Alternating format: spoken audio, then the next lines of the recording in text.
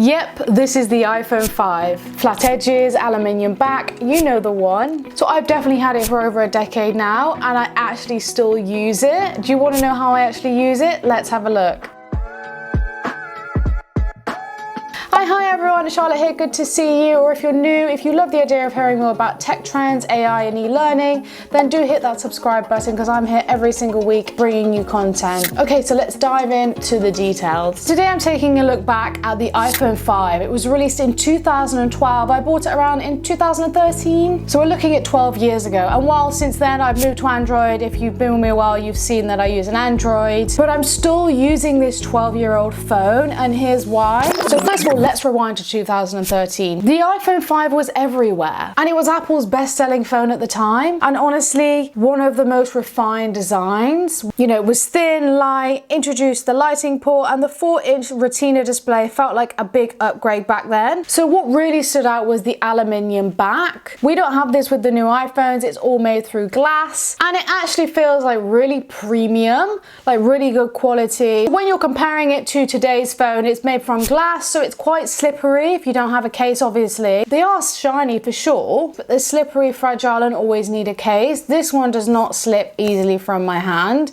because the aluminium back is so solid, and that does say a lot about the build quality. So let's fast forward now to 2025. As an Android user, this iPhone 5 never left my life completely. So I don't use this phone for my day-to-day use, for text, calls, WhatsApp, Instagram, etc. I use this just for the gym. You're thinking, what do you mean just for the gym? I use this for music. It's just, I was like, this phone's fully functioning and I still want to listen to music. It's pretty easy to add and update my music on here, so why not? This is how I use it. I use my music directly through the iPhone. No Wi-Fi, no distractions, just offline music. But honestly, it does the job for me because yes, I'm a little bit OCD and I don't like to use my current phone. I have to use an extra phone because of the sweat and the dirt at the gym. But also it's here and available and it does the job. It's so small anyway, it fits inside my pocket. It's super light and it has a headphone jack. It's basically my dedicated workout player. But honestly, I have to give the hats off to the aluminium back. It's really resilient. I've dropped this a fair few times and it's absolutely solid and it still has not got a scratch to date. I kind of just miss phones like this where they're compact, tough and just simple. So before we continue, let me know in the comments what you think so far. Have you still got one of these old ones lying around? Do you still use it? Or so the great thing is about the aluminium is it's really hard to scratch it, whereas with the newer phones it resists scratches but cracks more easily when dropped. And then when you look at the durability wear, scratches dents show more easily over time, whereas the modern ones, the coatings resist fingertips and minor scuffs. And then you've got the charging, obviously not supported, aluminium back. Obviously this looks a bit more industrial, whereas the newer iPhones are more modern. But if we're looking at dropping the phone, the old ones actually win with this one. It's an interesting topic and I think that's why the iPhone 5 was just so popular back in the day. Obviously nowadays I use the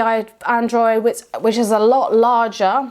My Android, you'll see how the difference in size is crazy, right? So it's just to kind of show you, obviously I do like bigger phones, but this is so handy. But of course, being such an old iPhone, it has its limits. The battery's pretty decent. It lasts 6 hours. I use it an hour every time I go to the gym. So it lasts me, let's say 2 or 3 weeks because I go to the gym twice a week on general. So it lasts me a couple of weeks. That's 6 hours in totals, let's say. So it's not that bad really, is it? Obviously, the clear thing is you can't download any new iOS updates. You can't download many apps. When you click on downloading apps, most apps it will say my iPhone is not compatible, understandably. But let's say I've got 26 updates here. Honestly, the lack of notifications is great for the gym because it just allows me to dedicate my time to the gym. Of course, if you're just going to the gym to listen to music and you don't want to use your phone, you can find obviously cheaper alternatives, but this phone is definitely worth its money these days. I'm not sure how much it is, but it's definitely not that much, I can imagine.